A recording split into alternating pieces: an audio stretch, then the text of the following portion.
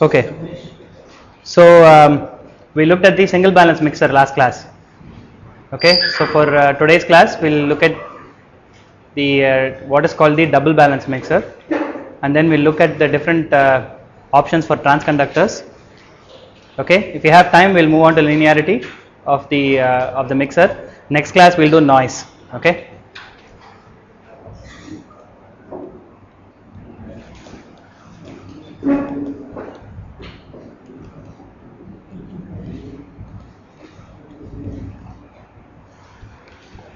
Okay, remember we talked about this last class. This class of mixers are called Gilbert mixers because the basic cell they use is called a Gilbert multiplier. Okay. Okay. So the conversion gain we saw last class from the RF voltage to the RF current was 2 by pi gm for the single balance mixer. Okay, and this of course assumes you have perfect switching, right, and that they are perfectly matched. Those two things are assumptions. Okay, so what first of all, let's look at what would the load look like. So let's say you have a TX, a transmitter. So you have the baseband signal. Yes.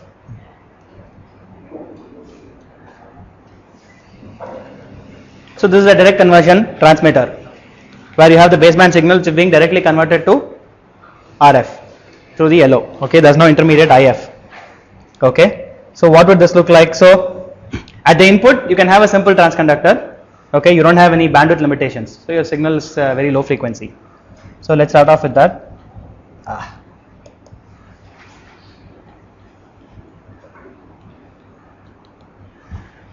Okay.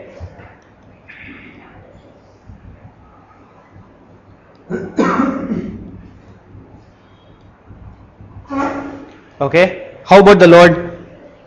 Output frequency is pretty high.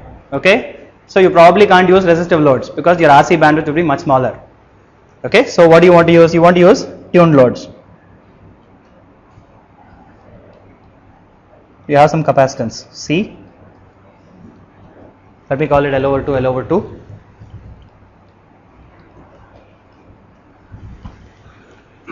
Okay, so this, as far as the signal is concerned, you can approximate this to an LC tank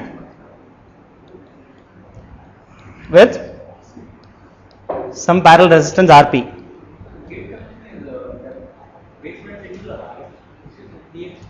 Sorry, good point.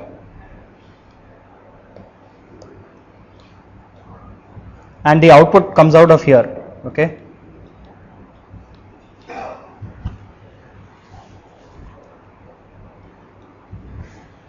Okay, the output is a differential resistive output. So the voltage to voltage conversion gain is going to be 2 by pi gm RP, where RP is the inherent parallel resistance of the tank. So remember, in all of these narrowband circuits, this RP is actually a fictional. You don't add it yourself.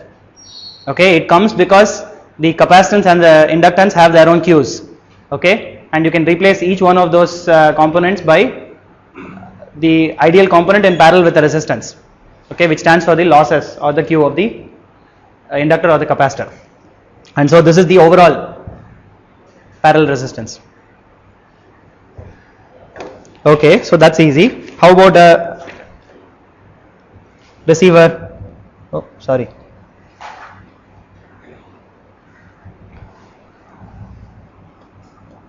So last class we looked at the what is the transmit output spectrum, right? So if you have a receiver,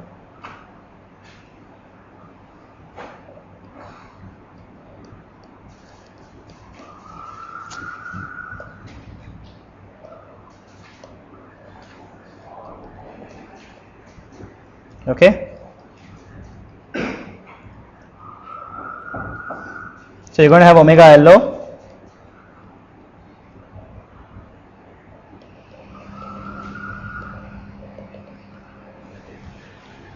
Okay, So at the baseband you're going to have, or rather at the IF, so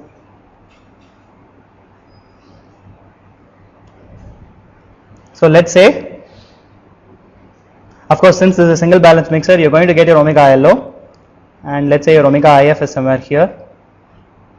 This is omega LO plus omega IF. Okay, I'm just going to expand this guy. So you'll have the third harmonic, and around the third harmonic you're going to have the same thing. Okay, each one of these harmonics will mix with the RF to give a component around that.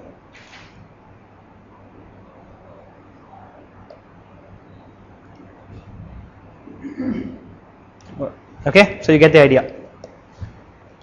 So what you need is actually a filter which looks like this, something like this, right? IF is much smaller than LO and 3 omega LO and so on.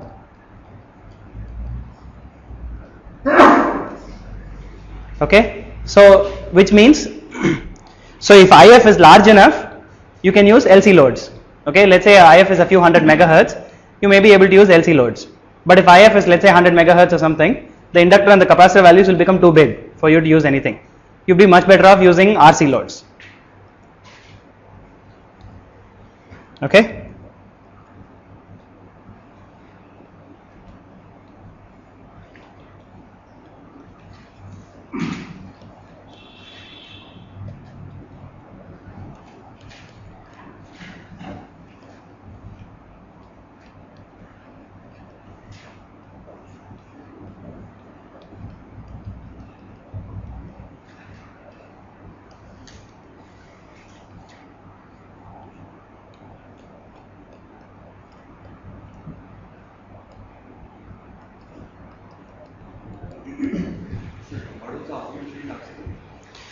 It depends on the frequency whether you want to use RC or LC. Okay, if your IF is very low, anywhere from a few tens of megahertz to maybe 150-200 megahertz, you'd want to use RC. Okay, you probably get enough bandwidth to do an RC. Also, the LC is going to become pretty big. The inductance value you might get tens of nanohenries probably. Okay, and of course the conversion gain is again 2 by pi GMRL. That's pretty straightforward. Okay. In this case, you can use an LC tank if the frequency is large enough. Sure, if your IF, so let's say you're transmitting a signal at 5 gigahertz, so your LO may be around 5.1 or 5.2 or whatever, 5.5 let's say, and your IF frequency is 500 megahertz. You may be able to use an LC tank. Okay. This does not have very narrow band properties there. RC, of course it does. You can choose your RC. So remember the case what I was saying. So this is, let's say, 100 megahertz. So this is maybe 2 gigahertz. You can easily get a good enough RC filter, right? And so what that means is your LO feed through is not a big major problem. Last week we saw that for the TX mixer, the LO feed through was a big problem, right? Because it falls right next to your RF. For this guy,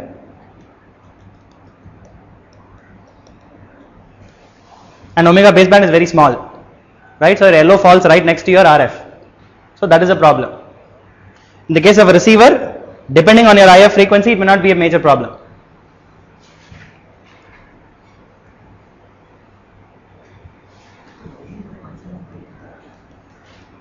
Sorry?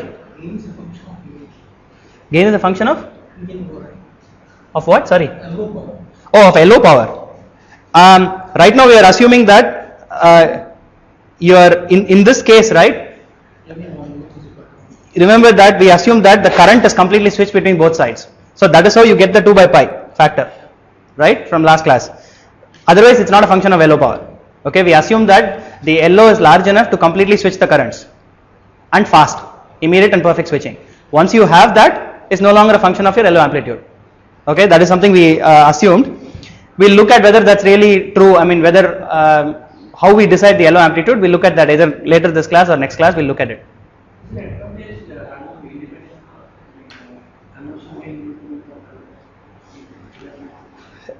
Is there an advantage? Sure. I mean, there is an advantage in the sense you don't have to be limited on your LO side to have a specific amplitude. If see many of these things, if you want to drive with an exact amplitude, so if you want to get a gain, so gain of 20 dB, let's say, your margin on how accurate your gain should be will be probably plus or minus 1 dB. Okay, so obviously if your LO varies by a lot over process, and it probably will, then you have a problem. Okay, so you may want if gain depends on LO, then you need to control it very well. That is the only problem. Otherwise, there is no. Apart from that, I can't think of any other major problem with that.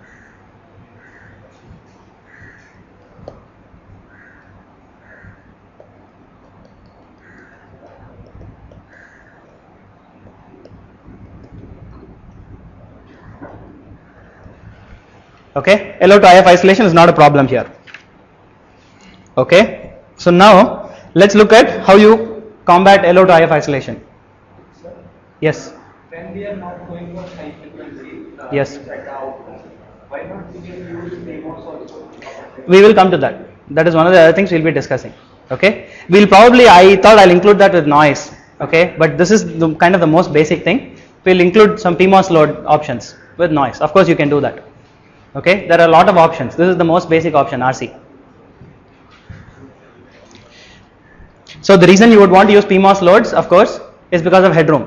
Okay, so there is a gain versus headroom trade-off, right? Very obviously with R. I mean, you would have studied this in differential amplifiers, right? The reason why you move to PMOS loads is because of that. So same thing, holds good here.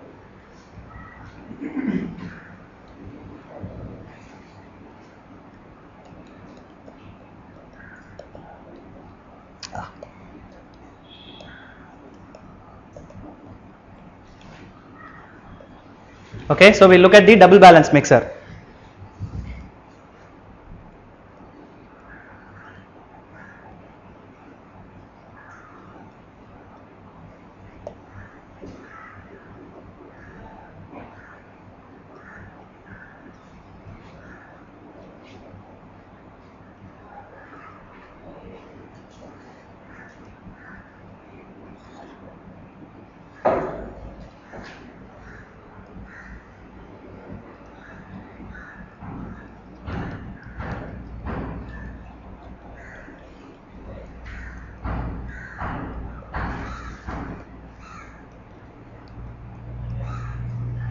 So let's take a look at this structure.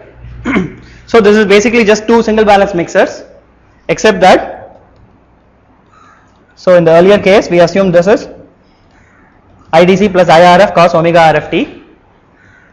We'll assume that the other side is IDC minus IRF cos omega RFT. Okay.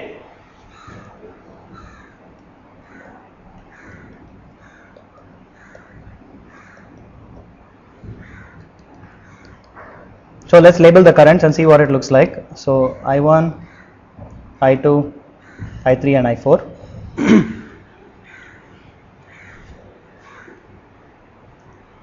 Okay.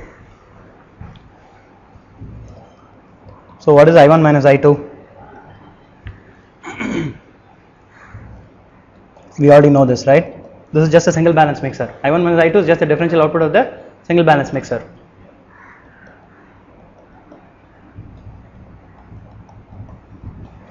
Times SFT. SFTs are switching function, right? The signum function.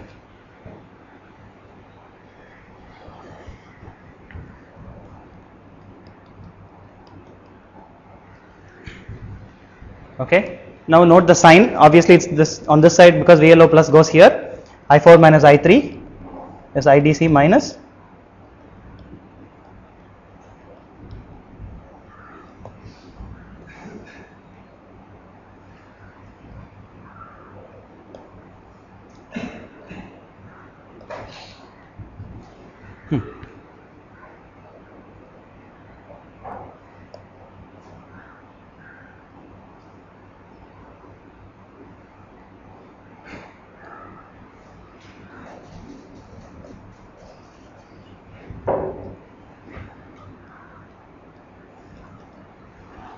Okay, so this is I4 minus I3 is IDC minus IRF cos omega RFT times SFT. Okay, what is IO1? Is I1 plus I3. Okay, IO2 is I2 plus I4. Okay, so what is the differential output current is IO1 minus IO2.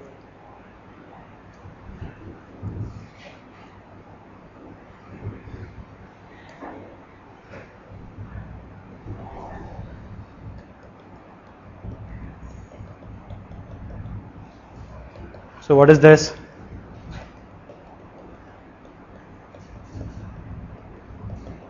So we'll just rewrite it slightly differently. So this is I1 minus I2 minus I4 minus I3. Okay. So what is this? So this minus this, right? So the IDC gets cancelled and you get 2 IRF cos omega RFT times SFT.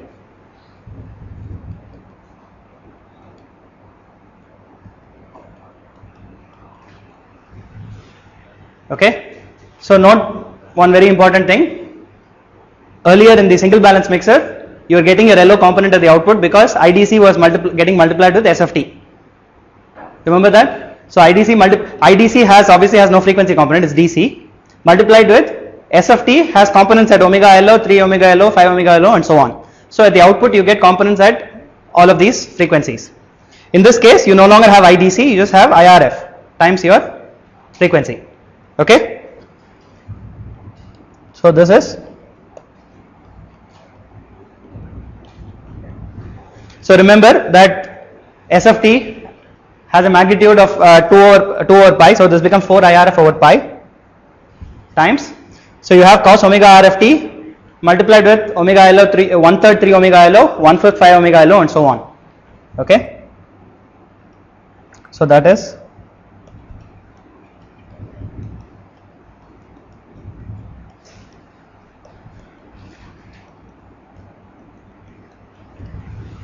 okay, sine of omega LO minus omega RFT and omega LO plus omega RFT. So that's the multiplication with the fundamental.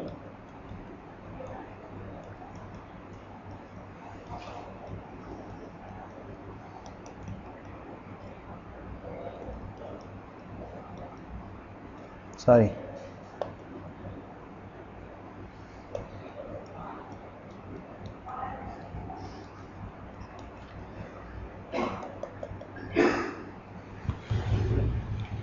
Okay, you will have the fifth, 1/5 the fifth harmonic and so on. Okay, so you have excellent LO isolation, LO to IF isolation, but obviously we have assumed that everything is perfectly matched, and just like your RF isolation in the single balance mixer depends on your matching, your LO isolation here will depend on your matching between the two differential paths. Okay, so let's look at the, so if you look at your so we just assumed a current source, right, IDC plus IRF. How would you implement that? So your true double balanced Gilbert cell mixer would look like this.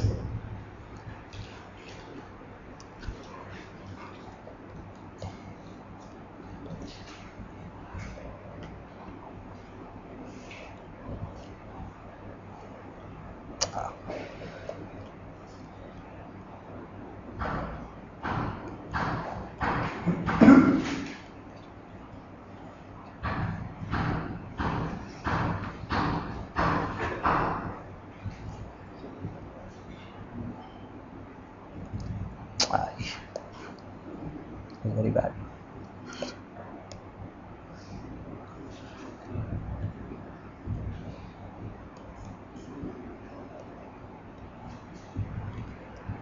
Okay, so now, so what we're going to do is put in the diff pair here.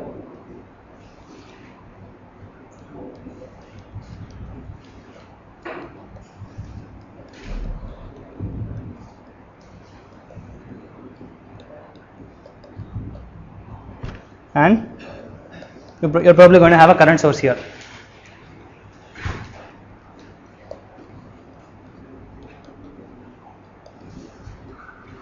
Okay, current source, obviously it's going to have 2 IDC now.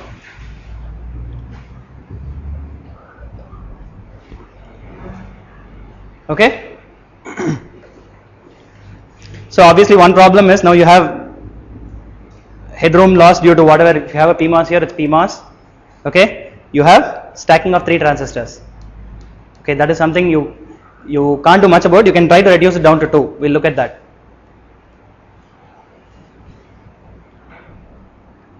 Okay, what is the conversion gain? So what is the output amplitude? Amplitude of the IF is 4 IRF over pi.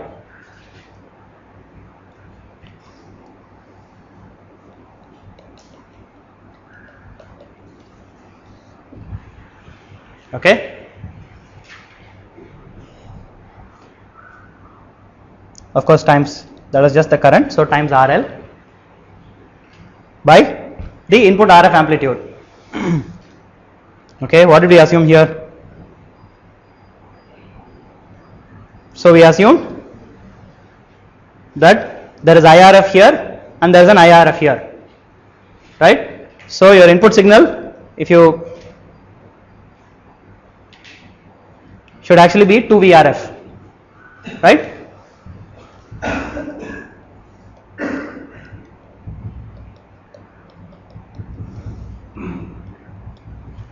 Okay, so the conversion gain is again 2 by pi GMRL. There is no difference between the single balance and the double balance mixer in terms of conversion gain. Okay.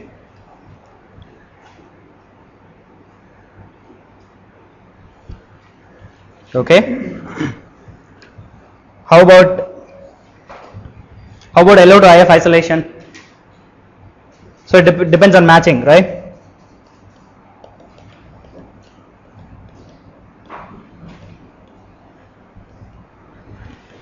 Okay, depends on matching.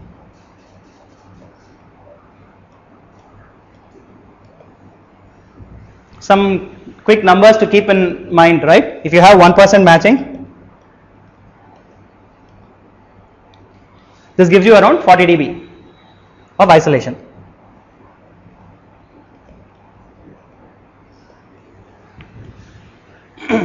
Okay. Between the two paths, the two differential paths of RF. Okay. Between VRF plus and VRF minus paths, if you have around 1% matching, that will give you around 40 dB of isolation. Okay. Similarly, if you have matching issues between the LO, VLO plus and VLO minus paths, that will give you RF feed through. Okay. And if you use really good layout techniques, okay, so you can probably get somewhere around 0.1% matching. This will give you around 60 dB.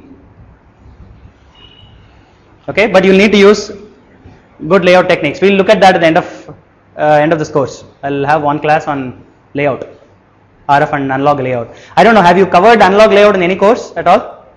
No, not yet. Okay.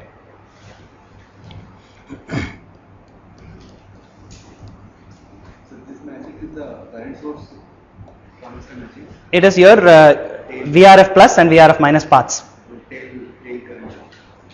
Well, in this case, it's these two paths, because that is what is creating your IRF and minus IRF.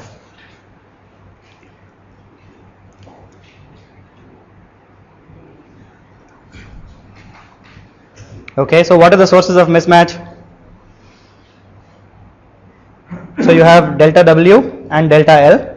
Those are the differences in width and length, and that is usually caused due to photolithography, right?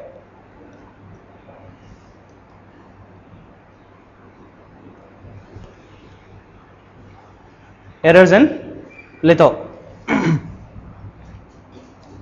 Then you have delta VT mismatches, the threshold voltage mismatches. Okay, what is that caused due to? It's your doping, right? Then your T-ox and C-ox. Actually, C-ox itself also depends on epsilon ox. So let's okay, it's T-ox and epsilon ox. And of course, again, you also have C-ox mismatches because of this.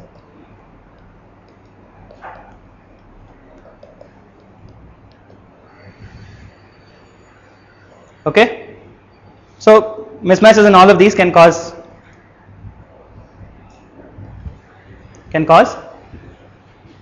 problems with isolation. Okay, so let's look at some. So in the transmitter, it's somewhat straightforward, right? So you don't need a lot of bandwidth from your baseband, the transconductor. That's a little bit more straightforward. But we'll look at something which is more oriented towards receivers.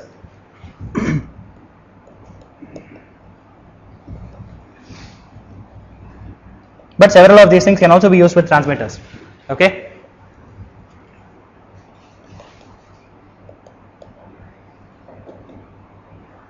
So let's look at the common source stage.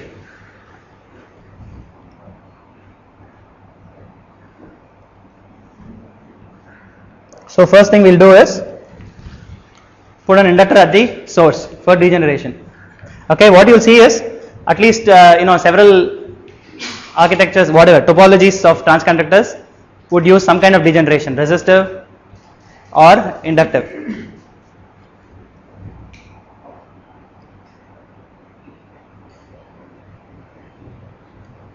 Okay, and you have RS, this is your RF source, you have the RS and you have some blocking cap CB and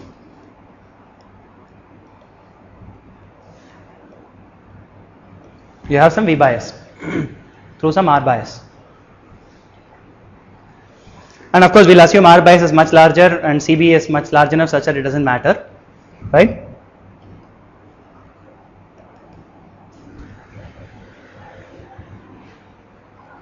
Okay, so let's look at IRF versus VRF.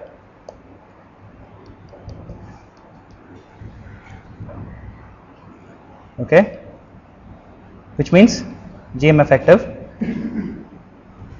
Okay,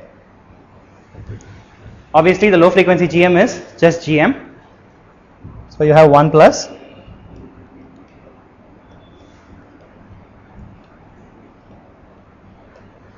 okay, and you're going to have a second order because now you also have CGS and LS. S square. This is going to be your denominator. Okay, so the other things to note are, of course, the reason we use inductors, no noise. If you add resistors, you have thermal noise. Inductors will have very little noise. Second thing, very little headroom. Okay, depends on your, in the case of resistors, depends on your bias current. In the case of inductors, independent of your bias current, you don't have any headroom at all. So those are two very important advantages.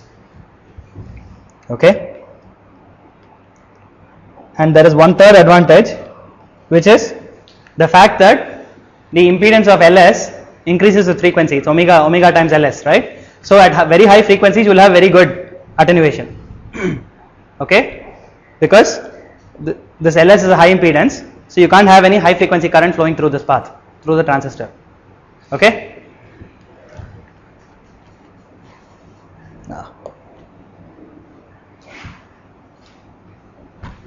Okay, so this is GM, and note that this is a two-pole roll-off at some frequency.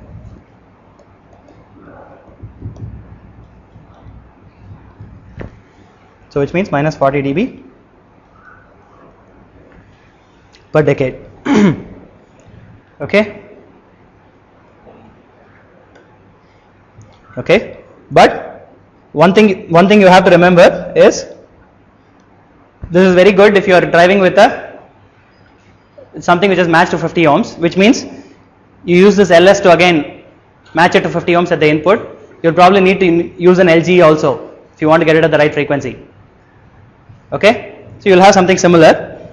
Now if you try to drive this with an LNA which is used to driving a capacitive load, like what we are going to design in the project 2, what will happen is this transconductance stage will have an input resistance of omega d times Ls. okay, at all frequencies, okay, at all frequencies below omega t, of course. So what that means is that could very well DQ the LC tank of your LNA. So when you put the two together, you'll start seeing problems, okay. Okay, so let's look at the common gate stage.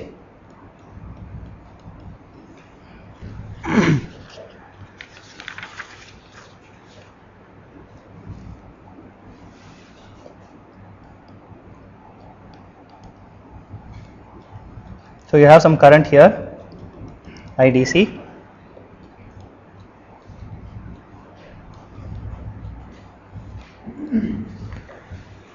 Okay, you have the source resistance and it goes directly into the source of the transistor.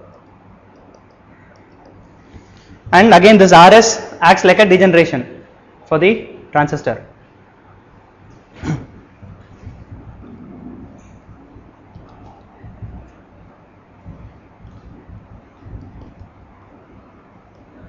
So this is your 1 plus GMRS is your low frequency component, and then you also have an SCS RGS, sorry, SRS CGS, okay. Okay, what is the pole frequency of this?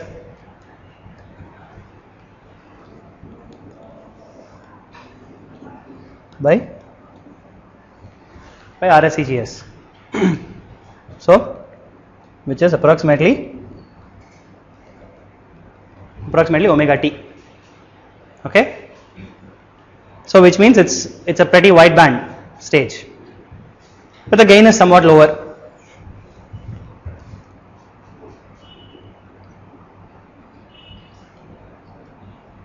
This is just the basic common gate. Yes, except that we have just taken into account CGS, that's all. The normal common gate at low frequencies, you know, it has GM over 1 plus GMRS, right? And at omega t, and it has a 20 dB per decade. Now the reason why this pole roll off matters is if you are more interested in cutting off high frequency harmonics, okay, high frequency components, then you probably want to, this will give you some limited amount of this thing, right? This will give you some limited amount of attenuation, but the common source will give you much better. But if you are interested more in wide band, then the other one will give you much better. And of course, if GM is large enough, if GMRS is large enough, this is approximately 1 over RS. That's why it's a lot lower than the other case.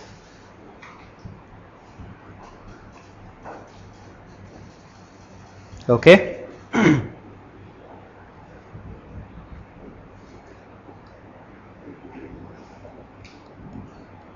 So that is for a single balance. So we looked at single-ended transconductors. In the case of a double balance case, you want a differential transconductor. Okay. So let's look at that.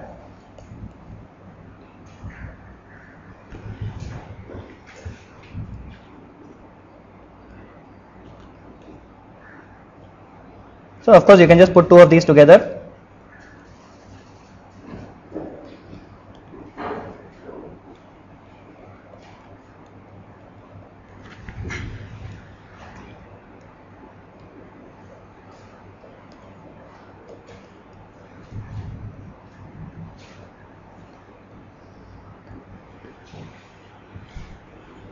Okay, and of course LS is optional, that's always the case, right? So don't worry about that.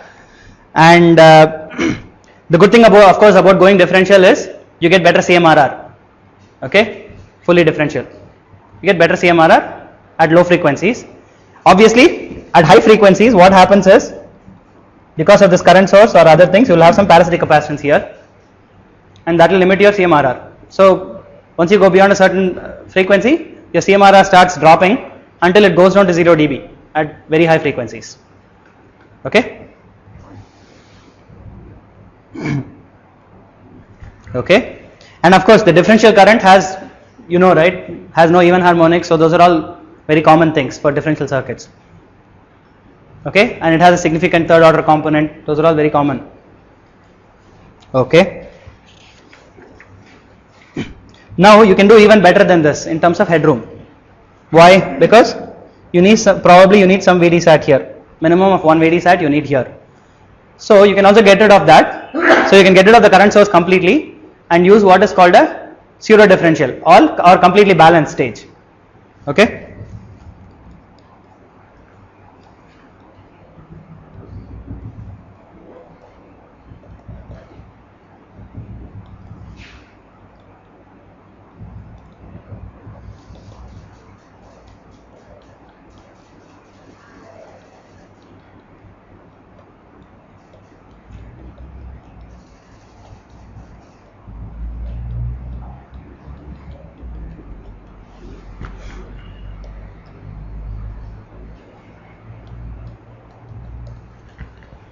Okay, so you can just take two single-ended stages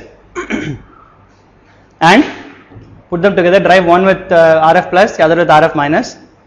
Okay, and this is becoming actually fairly popular because you really cannot do with more than with as you keep, like in your case you're using 1.2 volts, right? So with that you really can't stack more than a couple of transistors for effective operation. Okay, of course the value give up is CMRR is 0 dB for all frequencies. You are basically relying just on completely on the matching between the two sides. No, in the other case so in the other case it depends on matching, but it also depends on the impedance. Remember, the CMRR of a differential stage depends on the output impedance of the current source. Remember that? So in this case it's of the tail source, right? So in that case you would have pretty good CMRR, at least at low frequencies. In this case your CMRR is pretty much 0. Yes, of course. No, what I am saying is it doesn't have to do with the input. Okay, why do you need CMRR in general? It is not necessarily because just the common, so it's not just because of common mode from the input. You also have common mode coupling from the supply and the ground, right? That's the reason why you would need it. So this case you are completely, so if you have some, let's say some signal on the supply or the ground, right, that could very well happen. You could have signal coupling in through the substrate, the ground, the supply, any one of these common points, and you are completely relying on your matching to do your for it not to appear at the output.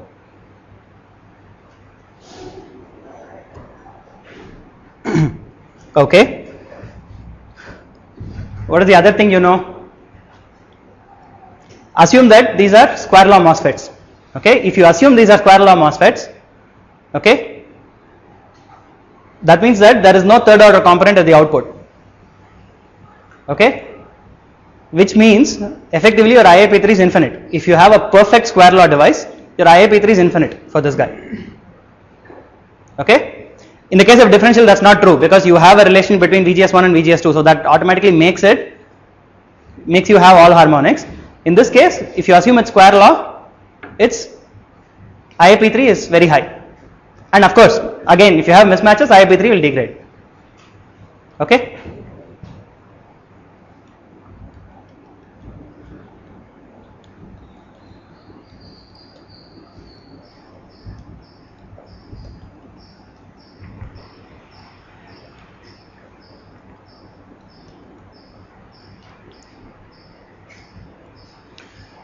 okay.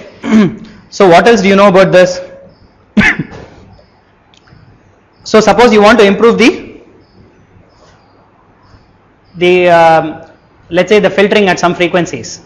Okay, you want to remove some more undesired frequency components at the output. How would you do it without giving up on headroom? Okay, you can use what is called harmonic filtering. So we'll again go back to this guy, except that instead of putting a current source, you're going to start putting LC tanks, and you can use multiple LC tanks.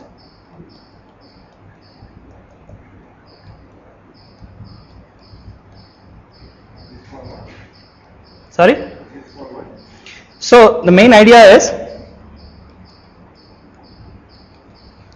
okay, what you could do is you could make sure, so let's say this LC is tuned to omega 1, this is tuned to omega 2.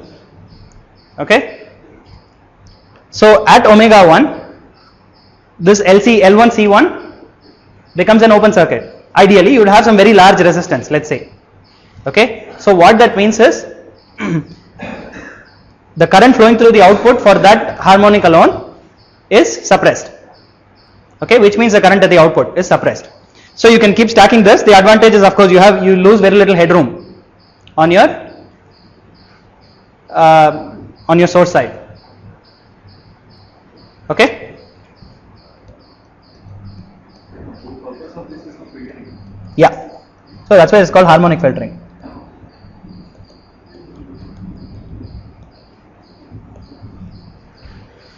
And this is actually very commonly used in power amplifiers. We'll look at it in later in the course. Okay.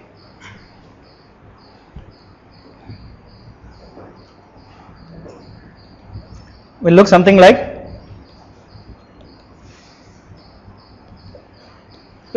this. Okay, it's basically a degeneration. No, this is suppressing in the common mode. So once so at omega 1, right, let's assume this is an ideal LC tank. At omega 1, what is the current flowing through this tail? It will be 0, right? So at that frequency there can be no current flowing through this guy. Okay, no common mode current, obviously, right? There can still be a differential component. Differential component never goes through the tail anyways.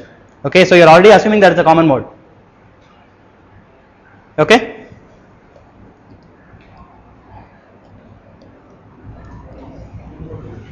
Yeah, of course, definitely. Anything you add in the common mode path can only give you a common mode rejection. It can't give you a differential mode rejection.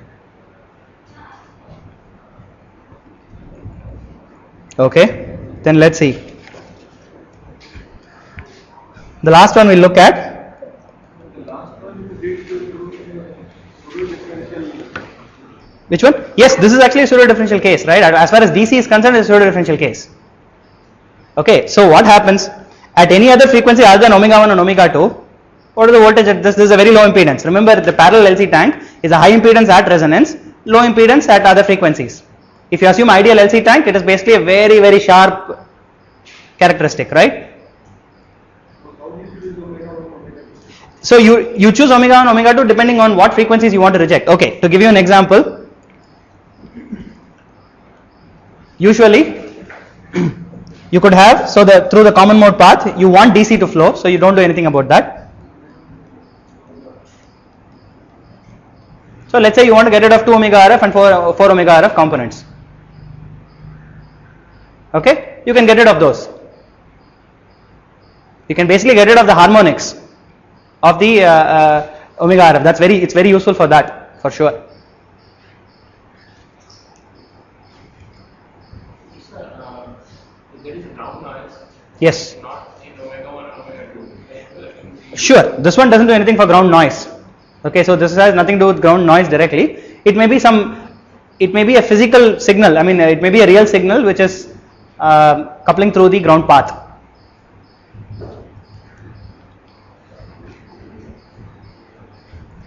Okay, so the last one we'll look at, it's called the multitanage GM stage. Have you heard of this before, the multitanage transconductor? You have? Sorry, you had an exam with this question or what? Okay, did you answer it correctly? No. Okay, so the reason it's called multitanage is because it started off with bipolars. Okay, remember that the transfer characteristic input voltage output current for a bipolar transistor is actually a tan H function. We looked at this a few classes ago, right? So the idea is you use multiple stages to create an effectively wider linear range at the input. Okay, so we'll look at the case for MOSFETs.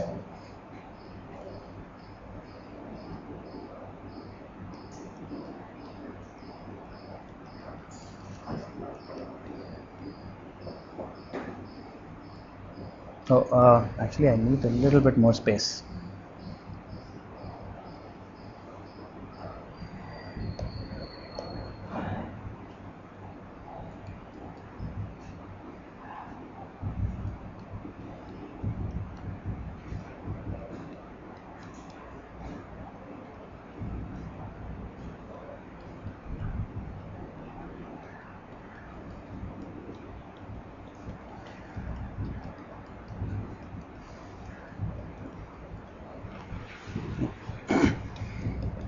Let's assume these are ratioed 1:1. Okay. These are ratioed. Next one is ratioed 1:A. Third one is ratioed A:1. Okay. And we're going to couple these guys. Let's see, how do we want to do this? Okay, this side and this side.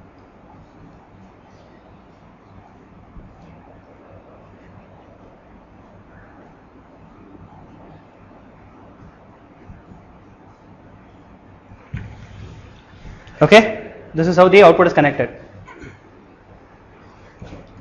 As far as the inputs are concerned, so let's assume this is plus or yes. Somebody had a question? No. Okay, this is plus and minus. Again, plus and minus, and plus and minus. Those are the RF signals, the input signals going in.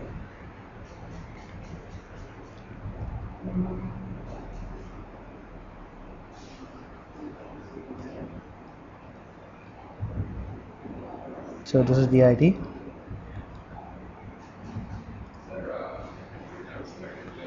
Yes, yes, it is unsymmetric, and that's what we're going to see. You're creating deliberate asymmetry to do something. We'll show you. So what is the characteristic for this one going to look like? Look something like this. Okay, what is the characteristic for this one going to look like? It's going to have some kind of offset. It's definitely going to have an offset voltage. Okay, so let's draw that with a different color.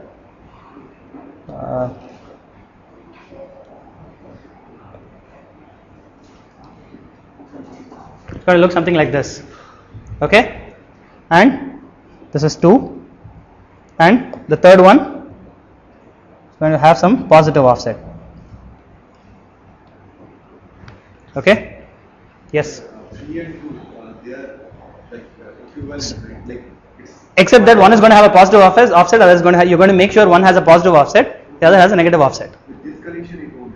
Why not? They are just on top of each other. No, look at the connection for the last guy, the output connections. One ratio is connected to one ratio, A is connecting to A. Yes. Like it's one top of other. It is slicing the same circuit into half. Input signs are. Yeah. Look at the input signs for A. So you either look at the input or look at the output. Yeah.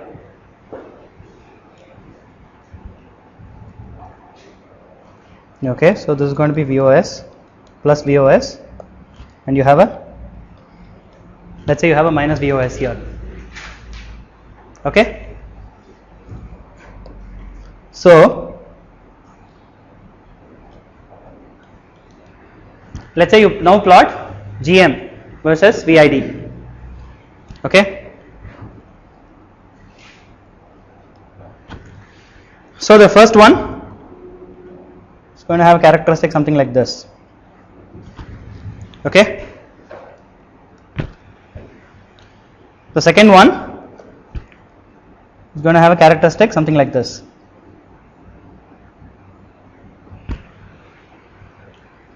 Okay, and the third one is going to have a characteristic something like this.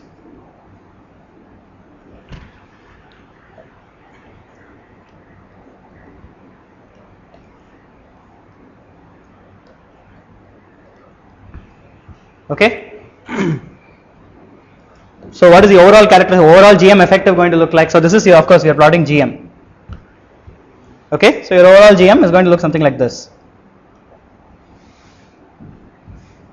You get something like this. Okay. So you're effectively getting a wider input range, and that will translate to better linearity.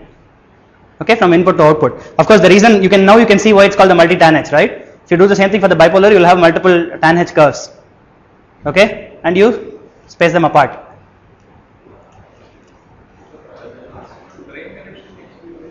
No, this drain connection is fine. It's fine.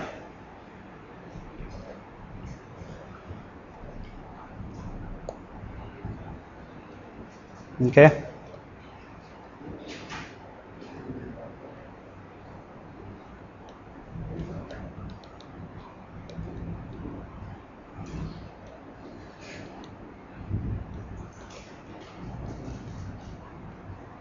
Okay, and this is quite often you'll see this used.